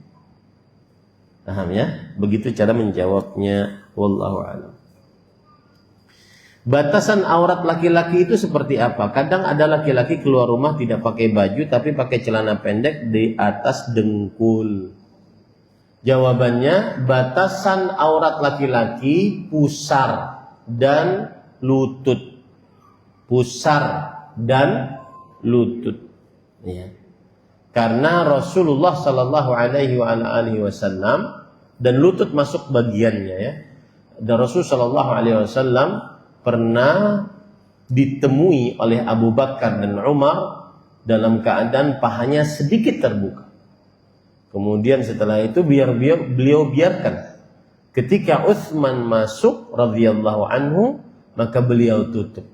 Lalu Aisyah radhiyallahu anha bertanya kepada Rasulullah SAW, ketika Abu Bakar dan Umar masuk, mengapa engkau biarkan pahamu terbuka? Sedangkan ketika Utsman masuk, engkau tutup paha tersebut. Kata Rasulullah SAW, ala astahi min rajuli tastahi minhul malaika. Tidakkah aku malu dari seorang lelaki yang para malaikat malu kepadanya? Dari hadis ini, sebagian ulama berpendapat bahwa paha bukan aurat. Tetapi pendapat yang lebih kuat adalah wallahu alam, paha adalah aurat. Dan batasan aurat laki-laki adalah pusar dan lutut. Ya, pusar dan lutut. Kalau ada orang laki-laki sholat dia terlihat pusarnya atau terlihat lututnya, maka tidak sah sholatnya. Wallahu a'lam.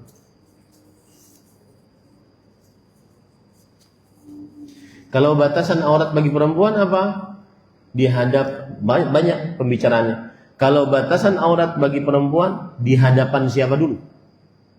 Jika di hadapan laki-laki yang bukan mahramnya, maka seluruh tubuh perempuan aurat kecuali wajah dan kedua telapak tangan. Rasulullah sallallahu alaihi wasallam bersabda, "Al-mar'atu 'aurah idza kharajat istarsyarafaha syaitan." Wanita itu adalah aurat seluruhnya. Jika keluar maka syaitan akan memperindah. Kemudian Rasulullah SAW bersabda, Allah berfirman, "Wala yubdina zinatahunna illa ma dhahara minha." Surah An-Nur ayat 31. Dan janganlah para perempuan memperlihatkan perhiasannya. Zinah di sini perhiasan, kecantikan dan juga perhiasan, kecantikan. Perhiasan itu apa saja yang dipakai, pakaian, kemudian emas, perak dan perhiasan. Kecantikan apa saja yang ada pada tubuhnya, wajahnya, tubuh moleknya, kulitnya, rambutnya, dan seterusnya. Kecuali yang biasa nampak darinya. Salah satu tafsiran kecuali yang biasa nampak adalah wajah dan kedua telapak tangan. Itu batasan aurat bagi perempuan di hadapan laki-laki yang bukan mahramnya. Batasan aurat bagi perempuan di hadapan laki-laki yang merupakan mahramnya, maka adalah hal-hal yang biasa terlihat seperti rambut, leher, lengan, dan kaki. Selain itu dijauhi. Batasan aurat bagi perempuan di hadapan perempuan lain, perempuan muslimah. Jawabannya adalah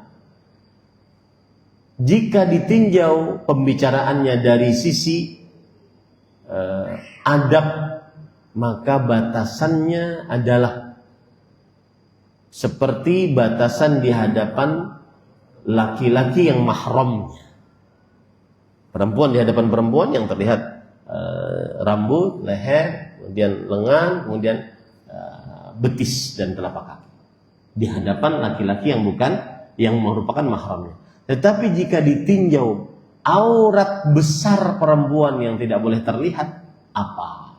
Maka hanya kubul dan dubur di hadapan perempuan-perempuan muslim.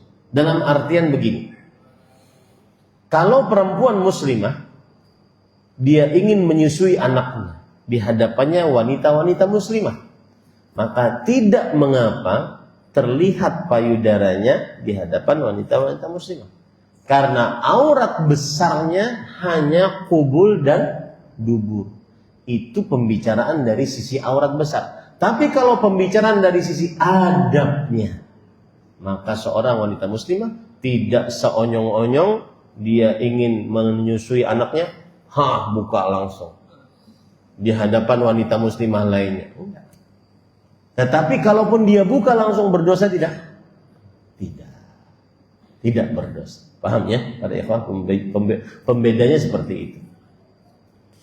Makanya kalau seandainya wanita muslimah, ya, saya ada kepikiran begini. Coba datang tamu wanita muslimah, lalu si perempuan cuma pakai celana dalam. Kan sama-sama wanita muslimah, Ustaz. Nah, kita katakan kurang beradab. Nah, seperti itu. Yang terakhir, batasan wanita muslimah auratnya di hadapan wanita kafirah. Maka terjadi ikhtilaf di antara ulama. Saya lebih condong kepada pendapat wanita muslimah auratnya di hadapan wanita kafirah seperti wanita muslimah di hadapan laki-laki yang bukan mahramnya, yaitu hanya wajah dan kedua telapak tangan. Wallahu a'lam. Bagaimana pelaku LGBT yang sudah menikah atau memiliki pasangan sah, bahkan terjadi juga terhadap pasangan suami istri yang sudah hijrah? Apakah pasangan yang normal tersebut ada kewajiban melayani, dan bolehkah ia untuk tidak melakukan lagi amar ma'ruf nahi munkar karena sudah lelah mengingatkan dan berharap nafkah saja dari orang atau pasangannya itu. Tidak boleh para ikhwah seorang istri membiarkan suaminya untuk tidak menggauli istrinya, menggauli dirinya, tidak boleh. Kenapa? Karena ada laki-laki yang dulu dia penyintas homoseksual dan dia menikah hanya sebatas ingin tidak dikatakan sebagai homo. Akhirnya dia menikah. Tapi pada kenyataan kehidupannya dia tidak melaksanakan tugasnya sebagai suami, yaitu melakukan hubungan badan dan menafkahi istri dengan nafkah batin. Ini tidak boleh, berdosa. Dan dia wajib, si laki-laki tersebut wajib melawan hal tersebut. Dan itu ujian dari Allah Subhanahu wa taala. Jadi begini Pak Yahya. Rasul sallallahu alaihi wasallam bersabda, "La'anallahu al-mutasyabbihina minar rijal bin nisa." Allah melaknat laki-laki yang menyerupakan dirinya dengan perempuan. Ini namanya bencong atau wadam, wanita adam. Ya. Laki-laki kekar dia, tapi menyerupakan dirinya sebagai perempuan. Ini haram hukumnya, bencong, haram hukumnya. Nah, kadang yang homo ini dia tidak bencong. Dia laki tulen. Cuma Allah menguji dia tidak punya hasrat kepada perempuan. Laki tulen, bahkan kadang-kadang kekar badannya. Ya. Kadang-kadang kekar badannya. Laki tulen. Cuma Allah menguji dia tidak punya hasrat kepada perempuan, punya hasratnya kepada laki-laki. Nah, ini tidak boleh dia lampias atau turutkan nafsunya tersebut. Tidak boleh. Ada lagi yang lebih ujiannya. Bagaimana itu? Dia sampai mengatakan begini. Ustaz, saya ini adalah produk yang salah ciptaan Allah. Kenapa? Karena coba lihat tangan saya ini lentik seperti perempuan. Kemudian gaya saya juga lentik seperti perempuan. Suara saya, coba dengar suara saya ini. Perempuan Ustaz. Allah salah meletakkan raganya ini. Hah, kita terima enggak statement itu? Enggak. Maka kita katakan itu takdir Allah. Kamu tidak bisa menolak. Tetapi kewajiban wajib taat ketika kamu tubuhnya laki-laki meskipun kadang-kadang melambai-lambai. Ada laki-laki yang melambai-lambai gitu Pak. Yang ngomongnya lembut. Ya, kemudian dia tidak berpura-pura, enggak. Tidak seperti yang bencong di awal tadi. Dia enggak berpura, memang dia apa ya bahasanya itu? Gemulai. Dia gemulai. Ya. Maka itu takdir Allah, tetapi tidak boleh disandarkan dengan takdir tersebut kemudian dia mengatakan Allah keliru, ini kerangkanya salah nih Sat. Enggak boleh. Harus dia lawan itu. Dan banyak yang melawan dan berhasil. Sama dengan ayat tadi. Walladzina jahadu fina lanahdiyannahum subulana. Orang-orang yang berjuang di jalan kami, sungguh kami akan benar-benar beri petunjuk ke dalam jalan kami. Berjuang dia melawan. Nah itu yang ketiga. Yang keempat ada laki-laki yang disebut dengan khuntha. Muskil. Khuntha ini saya pernah dapat ya, mudah-mudahan Allah merahmati beliau. Beliau nanya, Ustaz, saya ini punya kelamin dua. Saya ini laki atau perempuan? Akhi, antum sudah ngaji? Sudah Ustaz. Saya ingin tahu laki atau perempuan Ustaz. Kemudian saya katakan, sudah periksa hormon antum lebih condong ke mana-mana? Laki Ustaz. Dan saya juga punya kumis. Badan saya kekar seperti laki. Maka saya katakan antum laki. Tetapi kemaluannya dua, benar kemaluan dua Pak. Jadi bapak-bapak yang tidak ada permasalahan dengan seperti ini, bersyukurlah. Allah menguji manusia macam-macam Pak. Bersyukurlah. Ya. Saya katakan kepada mas tersebut, mudah-mudahan dirahmati oleh Allah SWT. Ustaz, bolehkah saya melakukan operasi Ustaz untuk punya, mohon maaf, zakar? Nah, saya katakan itu tanya yang lebih ahli. Ya, entah ahli fatwa, dewan fatwa atau mana, tanya. Tetapi antum laki, maka berusahalah menjadi laki. Iya Ustaz, dari dulu memang saya sudah berusaha menjadi laki. Nah, ini para ikhwah, kalau dia memilih sebagai laki, maka dia tidak menyerupakan dirinya dengan laki, karena memang dia awalnya khuntha muskil. Namanya istilah dalam bahasa itu khuntha muskil, yaitu seorang lelaki tidak dikatakan lelaki, perempuan juga tidak dikatakan perempuan. Pokoknya bermasalah, muskil itu artinya bermasalah. Nah, ini pada ikhwan yang dirahmati. Jadi silahkan tuh yang nanya tadi, ini si suaminya golongan mana nih? Nomor 1 benar-benar tercela, jenggotan, tetapi pakai make up, pakai daster, wah ini tercela nih.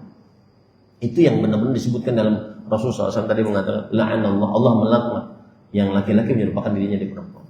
Atau yang kedua tadi, dia tetap seperti laki-laki, cuma dan ngomongnya seperti laki-laki, cuma dia agak melambai-lambai, ya, gemulai. Dia laki-laki dan harus dilawan itu, harus dilawan. Nah, wallahu a'lam. Apakah bersandar pada mushaf Al-Quran diperbolehkan? Misal di dalam mobil terdapat mushaf sehingga terselamatkan dari celaka. Oh, jawabannya tidak boleh. Pendapat yang lebih kuat, mushaf tidak bisa dijadikan sebagai jimat untuk sandaran keselamatan. Kenapa? Satu, Al-Quran tidak diturunkan untuk itu. Yang kedua, itu akan menghinakan Al-Quran, karena orang akan menggunakan Al-Quran pada tempat-tempat yang tidak cocok. Yang ketiga, yang dimaksud dengan Al-Quran diturunkan oleh Allah untuk diamalkan, bukan untuk dijadikan sebagai jimat. Allah. Apakah boleh mengambil pelajaran dari masyitah, namun setelah ditelusuri tidak ada riwayat sahih? Barakallahu fiik. Masyitah, yang lebih benar itu masyitah. Masyitah itu artinya tukang sisir Fir'aun. Tukang sisir anak Fir'aun. Tukang sisir anak Fir'aun. Masyitah. Disebutkan di dalam kisah-kisah, di dalam buku-buku tafsir, tetapi derajatnya perlu dicek lagi. Boleh saja diambil. Apa pelajaran dari masyitah? Keteguhan iman. Keteguhan iman. Tapi yang lebih sahih kisahnya adalah Asia. Asia siapanya? Istrinya Firaun. Bahkan Asia itu menarik sekali kalau dibahas tentang keteguhan iman bagi seorang wanita muslimah. Ya, bahkan disalib oleh Firaun, kemudian dilemparkan ke tempat yang di dalamnya ada ular-ular. Kemudian mau dilempar di atas gunung ke bawah. Dan itu yang terakhir, mau dilempar di atas gunung ke bawah. Setelah itu beliau melihat rumah di surga dan beliau tersenyum. Kemudian kata Firaun, dasar kamu orang gila. Akhirnya dia dilempar. Itu kisah dari Asia, disebutkan di dalam dalam tafsir Imam Ibnu Katsir rahimahullah. Nah, kalau istrinya yang diminta, ini sudah tadi. Ya, habis waktunya. Saya harus pulang. Demikian, jazakumullahu khairan. Kita berdoa kepada Allah Subhanahu wa taala dengan nama-nama Allah yang husna. Allahumma inna nas'aluka jannatal firdaus bighairi hisabin wala adab. Ya Allah, kami mohon kepada Engkau mendapatkan surga firdaus tanpa hisab, tanpa adab. Wa nas'aluka ladzatan nazar ila wajhikal karim. Dan kami mohon kepada Engkau agar bisa melihat wajahmu yang mulia dengan penuh kelezatan iman. wa nas'aluka ridha la sakhata ba'dahu abada. Kami mohon kepada Engkau keridhaan yang tidak ada kemurkaan setelahnya sama sekali.